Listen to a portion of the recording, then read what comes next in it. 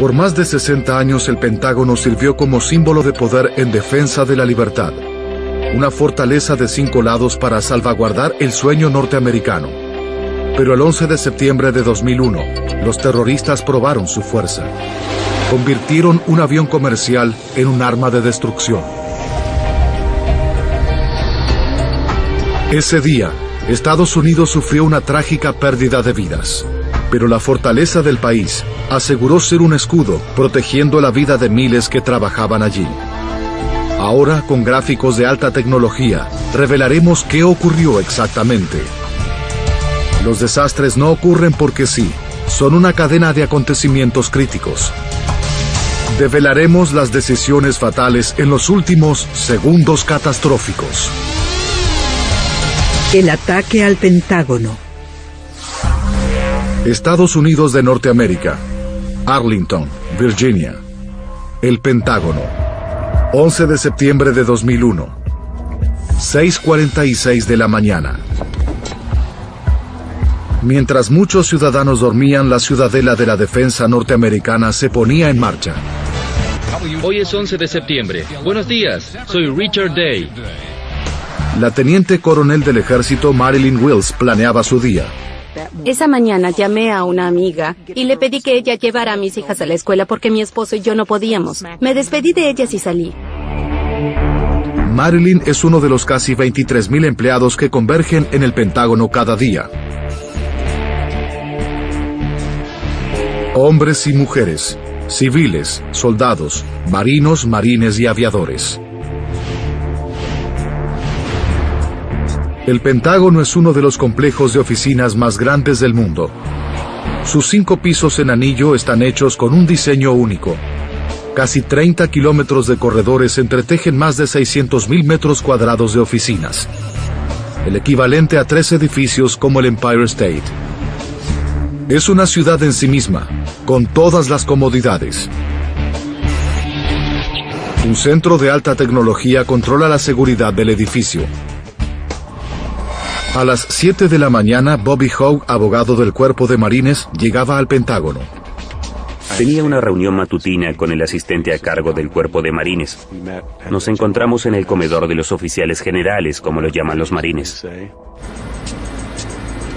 El día también comenzaba temprano para quienes volaran a la costa oeste en el Aeropuerto Internacional de Washington.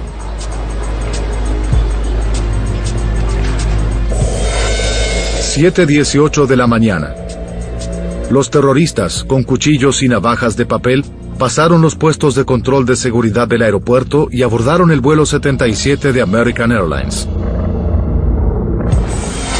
8 de la mañana. Las oficinas del Pentágono trabajan a pleno. Marilyn Wills se preparaba para una reunión departamental. Contaba con más de 20 años de carrera militar. Los últimos 2 sirvió como personal armado y oficial de asuntos del Congreso. Mi compañera y yo discutimos sobre lo que iba a tratar la reunión del martes. Y entonces me despedí de ella y fui a la sala de conferencias. 8:20 de la mañana. Los controladores aéreos alistan el vuelo 77 de American Airlines. American 77, your departure frequency will be 125.05. Runway 30, cleared for takeoff. 125.05, runway 30, cleared to takeoff. American 77. A bordo había 53 pasajeros, 2 pilotos, 4 comandantes de a bordo y 5 hombres que planeaban un asesinato en masa. Entre los pasajeros había una familia, un comentarista político y 3 estudiantes con sus profesores que asistían a un viaje educativo guiado por 2 empleados de la National Geographic Society. Los tanques de combustible llevaban lo necesario para los 4.220 kilómetros de vuelo hasta Los Ángeles. 8:46 de la mañana. Lo que están observando es algo aterrador. Es el World Trade Center. E informes aseguran que un avión impactó contra una de las torres del World Trade Center. Un espectral silencio descendió sobre las oficinas del Pentágono.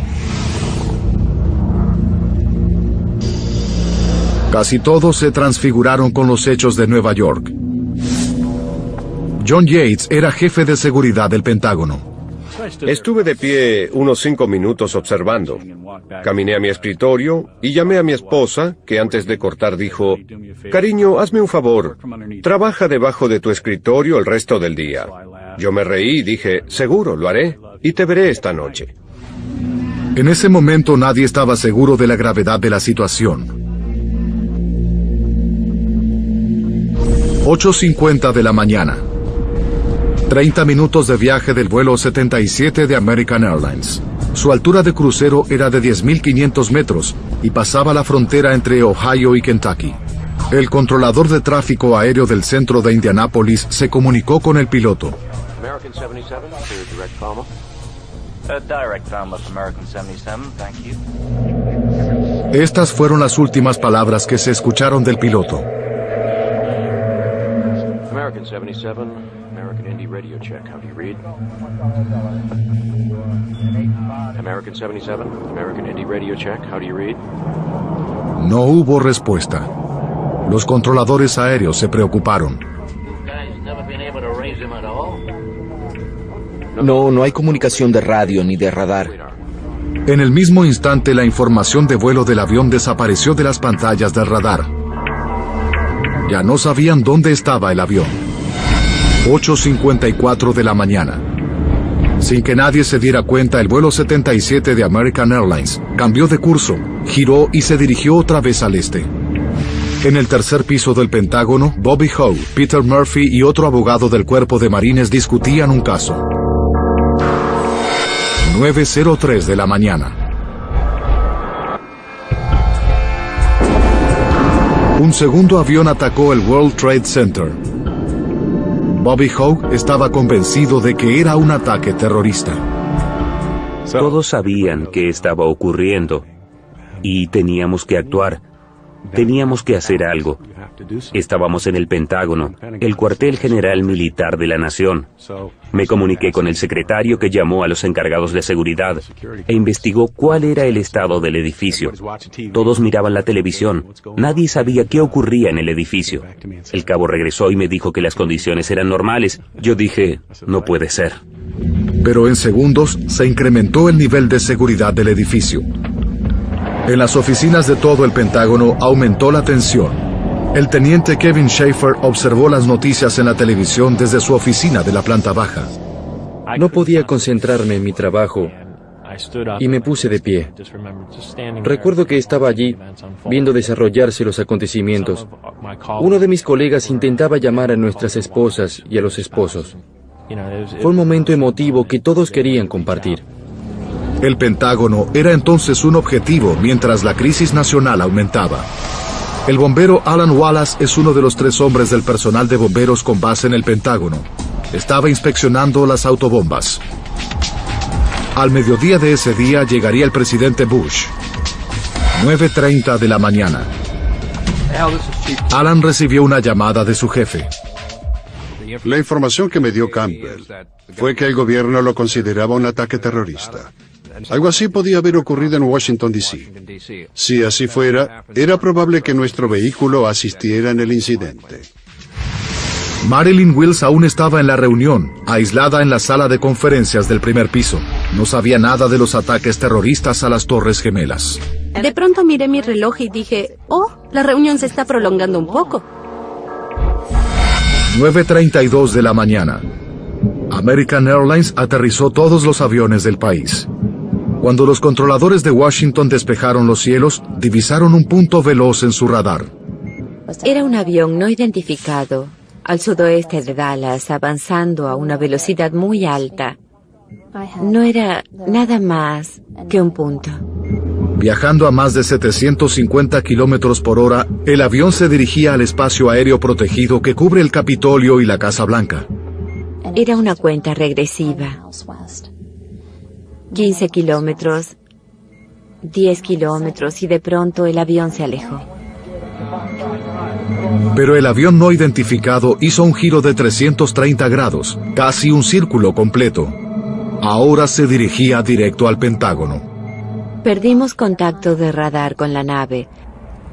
Esperamos y esperamos, mientras el corazón se nos salía del pecho.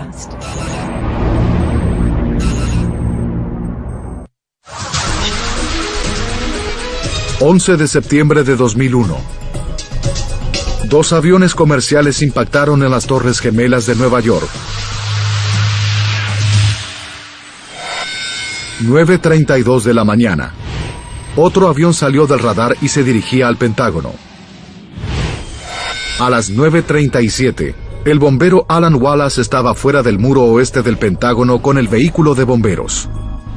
Pasé por el lado derecho del vehículo.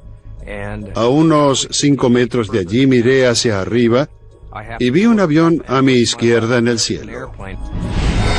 9:38. El Boeing 757, a 850 kilómetros por hora, estaba a un segundo del impacto. Volaba tan bajo que derribó 3 postes de luz y golpeó el ala oeste del Pentágono. Una cámara de seguridad captó el destrozo de inmediato. Esta es la única evidencia fotográfica que existe del impacto.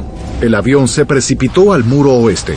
La oficina de Kevin Schaefer en la planta baja recibió un golpe directo. Solo recuerdo una gran llama. El espacio explotaba y me arrojó al suelo. Había fuego y sabía que tenía que extinguirlo. Todo ocurrió tan rápido que estaba completamente desorientado. John Yates y Marilyn Wills estaban en el primer piso, justo sobre la zona del impacto. Todo lo que tocaba quemaba. Todo estaba caliente, como dentro de un horno. Podía sentir el agua de los extinguidores en mi espalda. Alguien me sujetó por detrás. Le dije que se sostuviera a mí, sea donde fuere. Teníamos que salir de allí. Comenzamos a gatear.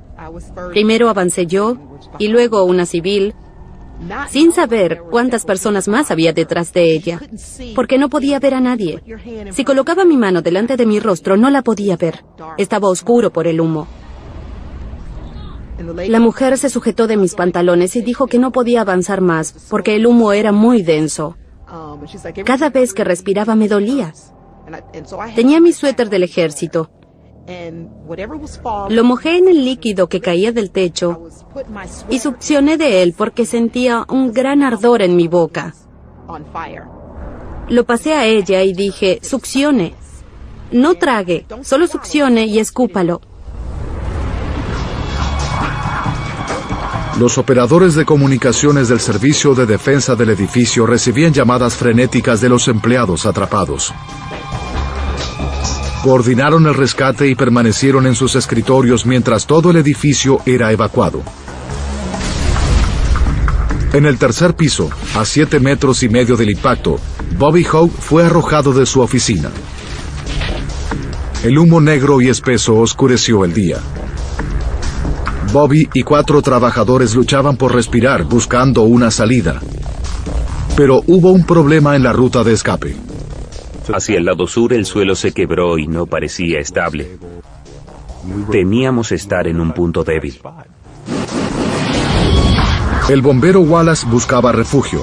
Solo sufrió cortes y quemaduras menores. La explosión incendió su vehículo, pero sin dudarlo un momento subió a él en llamas para pedir refuerzos. Solicitud de rescate en proceso. Solicitamos refuerzos en el área. Necesitamos refuerzos urgente. 9:40. Las carreteras del Pentágono se paralizaron. Los equipos de rescate debían buscar un camino para llegar a la zona de desastre. El humo espeso asfixiaba a Kevin Schaefer, pero mientras gateaba entre las pilas de escombros y los incendios, vio una posible vía de escape. Pude ver una luz, pero estaba oscurecida por el humo. Comencé a correr hacia ella y pasé por el hoyo y era obviamente la abertura de una explosión.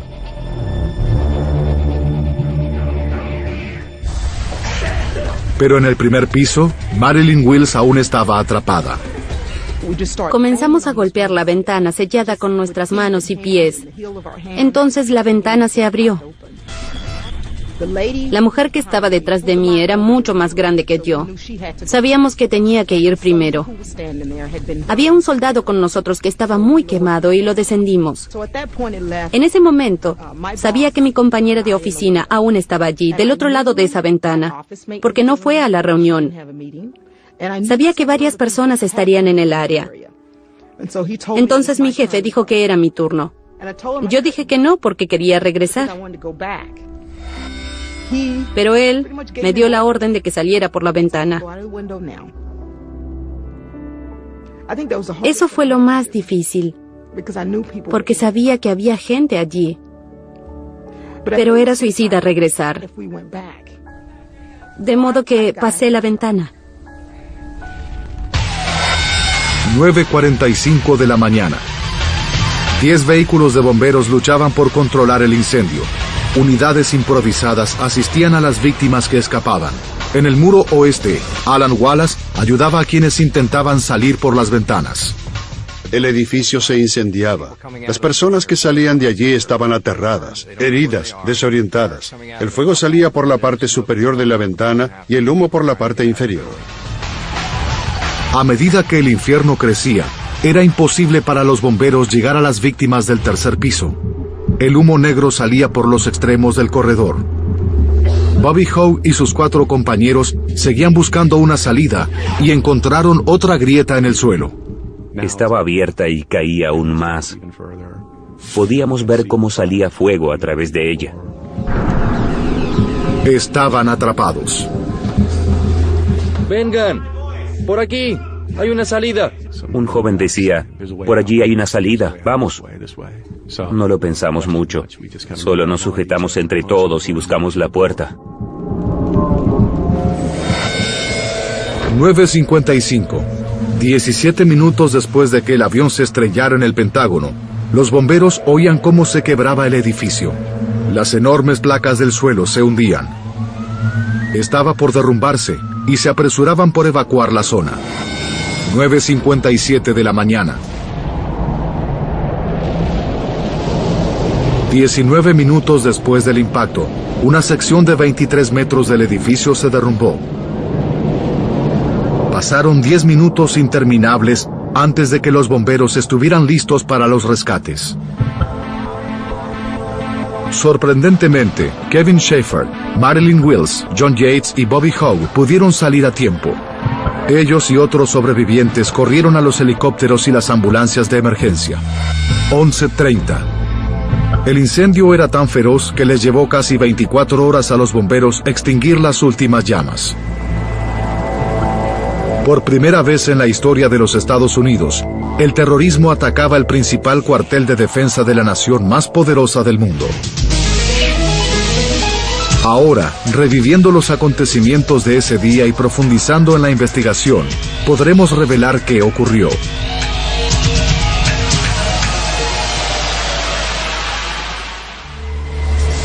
Gráficos avanzados de computadora nos llevarán donde la cámara no pudo ir, en el corazón de la zona del desastre.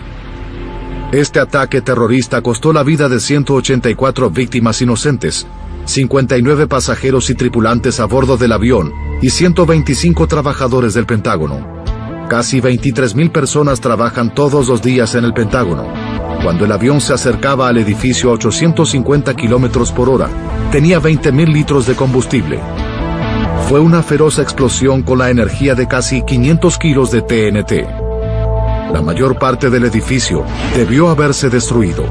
Si los investigadores logran estimar cuánto sobrevivió del Pentágono, podrán proteger a más personas en las oficinas de todo el país y el mundo.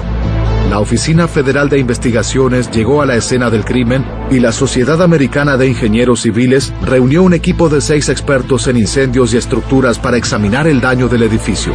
Pero los investigadores no comenzaron allí. Primero necesitaban concentrarse en el vuelo y examinar cómo ingresó el avión en el Pentágono. Comenzaron por escuchar las grabaciones del control de tráfico aéreo. 78 minutos antes del impacto, el vuelo 77 de American Airlines recibió la orden de despegue. American 77, your departure frequency will be 125.05, runway 30, cleared for takeoff. 125.05, runway 30, cleared to takeoff. American 7. Estas grabaciones demuestran que los primeros 31 minutos, el vuelo 77 volaba en curso y en comunicación con el control de tráfico. 44 minutos para el impacto. La información de la caja negra del avión confirmó que el vuelo 77 comenzó con un giro de 180 grados y se dirigió al este sobre Virginia. 42 minutos para el impacto. Se perdió todo contacto con el vuelo.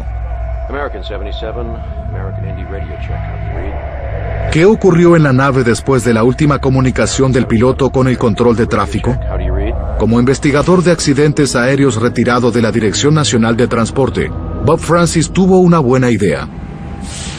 Claramente no había problemas a las 8:50. A las 8:56, los secuestradores controlaban el avión. Una de las primeras cosas que harían sería desconectar el radiofaro. El radiofaro es un dispositivo que brinda los detalles del vuelo, su número, velocidad y altura al control aéreo. Con el radiofaro desconectado, el vuelo 77 de American quedó reducido a un pequeño punto en la pantalla del radar. Ya no sabían qué aeronave era el vuelo 77 en el radar. Habían perdido el avión. Significaba que por 36 minutos, el vuelo 77 podía volar al este de Washington, D.C., al espacio aéreo protegido, sin ser detectado por los controladores. El problema era que buscaban al oeste, porque esa era la dirección en la que fue la nave, y asumían que era el camino que continuaba. 6 minutos para el impacto. De pronto, la controladora de tráfico de Washington, Danielle O'Brien, vio un punto muy veloz que se dirigía a la Casa Blanca, pero antes de poder reaccionar, el punto desapareció. 4 minutos para el impacto. La caja negra confirmaba que el avión iba en picada, cayendo 670 metros, girando 330 grados para alinearse con el Pentágono. Incrementó su velocidad a 850 kilómetros por hora. El vuelo 77 de American Airlines se estrelló contra el muro oeste del Pentágono. Esta recreación en computadora muestra que el avión volaba muy bajo. ¿En qué ángulo golpeó el edificio? Es el nuevo centro de las investigaciones.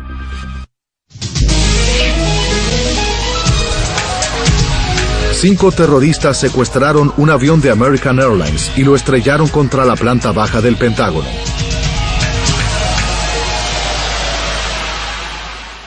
Utilizando gráficos avanzados de computadora, iremos al corazón de la zona del desastre para revelar qué ocurrió exactamente. Descubrir cómo impactó el avión en el edificio es un paso crítico en la investigación de la tragedia. No hay imágenes del impacto. La única evidencia fotográfica es de una cámara de seguridad. Toma una foto por segundo, pero a 850 kilómetros por hora, el avión golpeó el edificio entre dos imágenes. La única que ayudaría a los investigadores, la del momento del impacto, estaba perdida. El ingeniero estructural Alan Kilsheimer es uno de los expertos en la escena. Cuando llegué por primera vez no tenía idea de cómo el avión golpeó el edificio. Alan se concentró en el punto de entrada del avión. Se pueden ver marcas en la piedra por donde ingresó el ala del avión. Así supe que entró con el ala derecha más alta y la izquierda más baja. 9:38. El avión giró en ángulo. El ala derecha golpeó la base de cemento y acero sobre la placa del primer piso y la quiebra. Pero, ¿qué ocurrió con el ala izquierda? Los investigadores hicieron otro descubrimiento. Enfrente del lado izquierdo del hoyo, encontraron piezas de un ala quemada casi a medio metro del sitio. Los investigadores sabían exactamente cómo golpeó el avión el Pentágono. El avión se aproximó al muro oeste en diagonal, volando casi a nivel del suelo. Hasta que a una centésima de segundo del impacto, el avión viró ligeramente a la izquierda. En el momento del impacto, el ala más baja y el motor golpearon el suelo casi al mismo instante en que la trompa golpeó el edificio. Es una pieza crítica de información, porque el ángulo en que ingresó en el edificio dictó el sendero que el avión siguió dentro. La delgada línea entre sobrevivir y morir fue una cuestión de centímetros.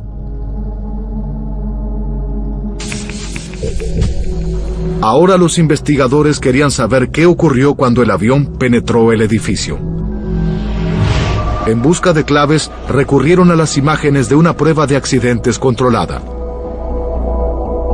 En 1984, la Administración Federal de Aviación probó la efectividad de un combustible de ignición retardada impactando un Boeing 720 en el desierto de Mojave. Compararon ese experimento con lo ocurrido en el vuelo 77. Primero tomaron las velocidades. El avión del experimento viajaba a 274 kilómetros por hora cuando golpeó el asfalto. De la caja negra, los investigadores saben que el 757 secuestrado volaba a 3 veces más velocidad cuando golpeó el Pentágono, 850 kilómetros por hora. Compararon las distancias que cada avión hizo después de impactar. En la prueba, el Boeing 720 se deslizó casi 370 metros y se detuvo. Pero las condiciones del vuelo 77 eran diferentes. Viajaba 3 veces más rápido hacia un edificio fortificado. Los investigadores del Pentágono descubrieron los primeros restos del avión a solo 95 metros del edificio. Lo que querían saber ahora era cómo retuvo al avión la estructura del edificio para limitar el daño. La destrucción de la planta baja era todo lo que debían observar. En una nueva era de terror, los expertos necesitan descubrir cómo proteger al personal de los edificios de oficinas contra un ataque terrorista. El avión que se estrelló contra el Pentágono con tanta fuerza derribó varias columnas de concreto. 20 metros. 30 metros. Luego, casi 50 metros dentro del edificio, las columnas estaban dañadas, pero aún de pie. Los investigadores podían hacer una imagen clara de lo que ocurrió dentro del Pentágono. El avión se desintegró mientras atravesaba el edificio. Este es el momento del impacto. La trompa de la nave actúa como una bala, haciendo una abertura en el muro. Una centésima de segundo después del impacto, el avión golpeó las primeras 8 columnas y comenzó a destruirse. 2 centésimas de segundo después, lo que quedaba del avión continuaba avanzando por las oficinas. Medio segundo. La grabadora de la caja negra y el tren de aterrizaje volaron a casi 100 metros en el edificio. Eran las únicas partes reconocibles del avión.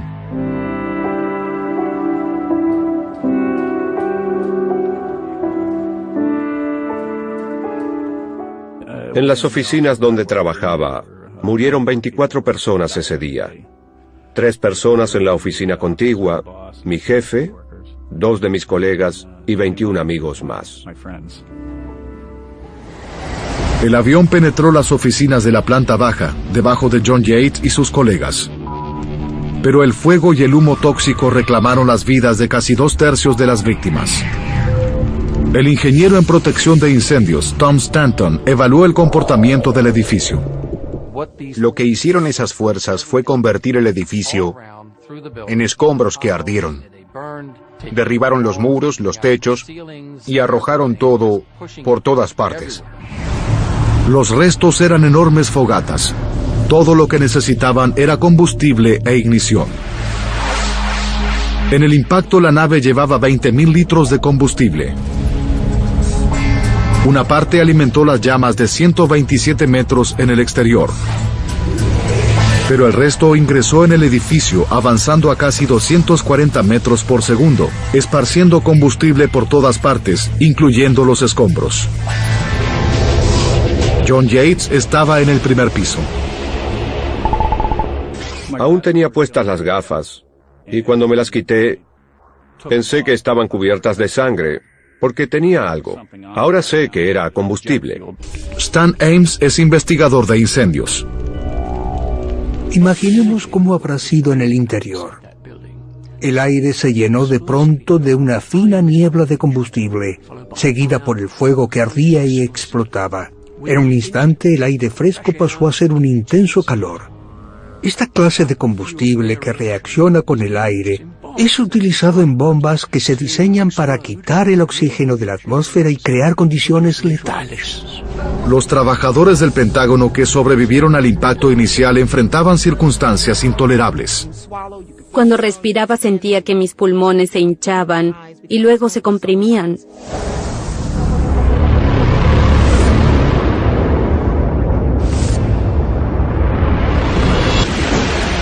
Las condiciones eran intolerables. Los incendios y explosiones surgían en los 95 metros que atravesó el avión. A pesar de ser tan extenso, algunas personas como John Yates sobrevivieron. ¿Pero cómo? Un año antes del 11 de septiembre, el sistema de protección de incendios del Pentágono fue mejorado. Los ingenieros instalaron extinguidores que podían manejar una cantidad de fuego mayor. Por fortuna, estos extinguidores estaban en la parte del edificio donde impactó el avión. John Yates, en el primer piso, sufrió quemaduras de segundo y tercer grado sobre el 35% de su cuerpo, pero sin los extinguidores no habría sobrevivido. Los extinguidores son lo más importante cuando se trata de suprimir incendios, porque son automáticos, muy confiables y cumplen muy bien la tarea. Pero la historia en la planta baja era diferente. Los investigadores estaban seguros de que nadie al paso del avión habría sobrevivido, pero increíblemente, un hombre sí lo hizo. La historia de su escape es increíble.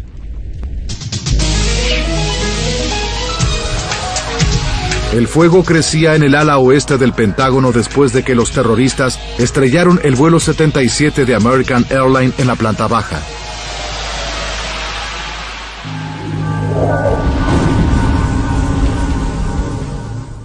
Estaba en el corazón del Pentágono, y de pronto, en un instante, todo explotó a mi alrededor. La doctora Georgine Glatz es ingeniera en jefe del programa de renovación del Pentágono.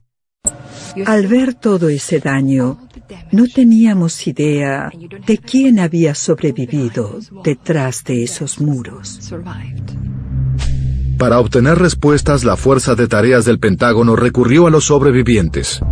Ubicaron su posición exacta dentro de la zona crítica y escucharon cada historia. A 6 semanas de la investigación, la doctora Glatz entrevistó a 30 sobrevivientes. Luego escuchó a un hombre que se recuperaba en el centro de quemaduras del hospital de Washington. Su nombre era Kevin Schaefer. Su entrevista con Kevin reveló algo notable. El escritorio de Kevin estaba en el sendero directo del avión en la planta baja. Recuerdo una gigantesca llama, el espacio que explotaba y caía al suelo. Las fuerzas del avión a casi 240 metros por segundo dispersaron combustible por el edificio, empapando los escombros que se incendiaron. ¿Cómo sobrevivió Kevin? Caí en otra dirección y comencé a gatear y a escalar por entre los escombros, a través de sectores en llamas. Cuando el avión ingresó en el edificio, actuó como la ronda de un gran tanque. Fue como si explotara una mina de rocas. Hay milisegundos entre las diferentes explosiones. Eso fue lo que ocurrió. Esta película muestra qué ocurre durante una explosión. La primera etapa es la rápida onda expansiva de la explosión. Mientras la energía se libera, comprime las partículas de aire a su paso para crear la onda. Viaja más rápido que la velocidad del sonido, demoliendo todo a su paso. Utilizando gráficos de computadora veremos en los milisegundos después del impacto cómo avanzó la explosión por el Pentágono. Mientras el avión penetraba el edificio, hubo explosiones múltiples. Y creaban ondas de impacto que seguían el sendero de menor resistencia, arrojando objetos sólidos, moviéndose en senderos caóticos por el edificio. Tal fue la explosión que esquivó a Kevin.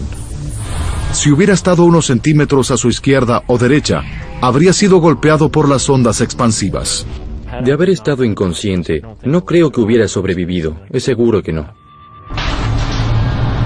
Las ondas expansivas que esquivaron a Kevin hicieron un hoyo en un corredor. Eso le ofrecía su único medio de escape. Kevin se arrastró otros 28 metros. Sufrió quemaduras en el 42% de su cuerpo y tuvo 2 ataques cardíacos en el hospital. El comportamiento de las ondas que esquivaron a Kevin tiene relación con el diseño singular del Pentágono. Este consiste en 5 anillos. El corredor que separa los anillos B y C se llama pasaje A y B. La onda expansiva que se elevaba por la planta baja quedó encerrada en 3 anillos de oficinas. No había forma de que la presión de todas las explosiones se liberara. Y esto ocurrió cuando alcanzó el pasaje A y E.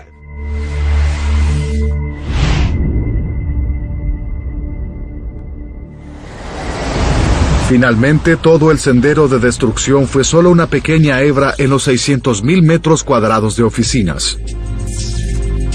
Si no hubiera un corredor entre los anillos, las fuerzas de explosión habrían continuado causando estragos al menos en un anillo más de oficinas, matando más gente a su paso. Pero otros rasgos del edificio también salvaron vidas. Para verlos necesitamos revivir los momentos siguientes al impacto. Marilyn Wills y la cadena humana se arrastraba por el primer piso. Se hallaban directamente sobre la zona del impacto. Las columnas de concreto se separaron y cayeron. Pero increíblemente el primer piso permaneció de pie durante unos 19 minutos antes de derrumbarse. En esos valiosos momentos, Marilyn y sus compañeros llegaron a la ventana. Toda la investigación se concentró entonces en comprender por qué esta parte del edificio soportó un avión a 850 kilómetros por hora y por qué no cayó en el impacto. Mientras rastrean la zona, los investigadores encuentran que 30 columnas de planta baja fueron destruidas y otras 20 seriamente dañadas. Los ingenieros estructurales estaban confundidos. Con tantas columnas dañadas, ¿qué sostenía el edificio? Se remontaron a 1941. La construcción del Pentágono comenzó un 11 de septiembre. Exactamente 60 años antes del ataque terrorista. En ese momento los oficiales del Departamento de Guerra creían que no habría necesidad para un cuartel tan grande después de la Segunda Guerra Mundial. El edificio sería un depósito de archivos. Para soportar grandes cargas, los obreros colocaron vigas y columnas por demás y agregaron refuerzos de acero. Después del 11 de septiembre, el jefe de construcción del Pentágono, ingeniero Alan Kilsheimer, construyó una réplica exacta del sistema de columnas y vigas de 1941 encontrado dentro del edificio. Si esta columna de aquí desaparece, lo que ocurre es que ya no hay nada que sostenga esta viga. Lo que sucederá es que la viga se sostendrá en la línea de acero de la siguiente columna para poder llegar hasta ella. El hecho de que estas barras estuvieran dobladas arriba y abajo permitió que eso ocurriera. Kilsheimer observó más de cerca. Cada columna tenía una pieza continua de acero reforzado desde el suelo hasta el techo. Eso evita que las barras se doblen hacia afuera y también evita que el concreto salga de esta jaula. Cuando las fuerzas catastróficas se elevaban por la planta baja del Pentágono, destruyeron 50 columnas en su paso de destrucción. Pero el acero reforzado dentro de las columnas restantes fue lo que mantuvo el edificio. ¿Qué habría pasado con una construcción moderna? Si una de estas se quiebra, el resto no se derrumba. En un edificio moderno, si una se quebrara, la columna caería. Pero los investigadores descubrieron otro rasgo del diseño de 1941 que también salvó vidas. 3 minutos después de la explosión, Bobby Hogue y sus colegas del tercer piso encontraron una grieta en el suelo. Luego pisé lo que era la junta de expansión que dividió nuestra oficina. Y me di cuenta de que el edificio estaba derrumbándose, a punto de caer, porque claramente el suelo se había quebrado. ¿La razón? Los ingenieros originales del Pentágono colocaron rasgos estructurales llamados juntas de expansión. Estas juntas acomodaban la expansión y contracción del edificio en las estaciones. Permitían que el cuarto se expandiera con el calor del verano y se contrajera con el frío del invierno. Por estas juntas de expansión, el Pentágono se comportó como una serie de edificios separados. El 11 de septiembre, la junta de expansión en el ala oeste protegió el resto del edificio y finalmente salvó vidas. 19 minutos después del impacto. El Pentágono lucía como si lo hubieran cortado con cuchillo, justo en la junta de expansión. De no haber una junta de expansión y de haber estado conectado rígidamente de lado a lado, habríamos perdido una parte mucho más grande del edificio al norte de esa junta. La junta de expansión dio tiempo a los sobrevivientes para ponerse a salvo. Si debes vivir una situación terrible, el Pentágono es un buen lugar para protegerse. Dios te perdone si alguna vez debes tomar esa decisión, pero si ocurre, debes elegir ese lugar. El 11 de septiembre, la estructura del Pentágono soportó fuerzas extremas, pero los investigadores encontraron otra razón de por qué sobrevivió tanta gente: las ventanas.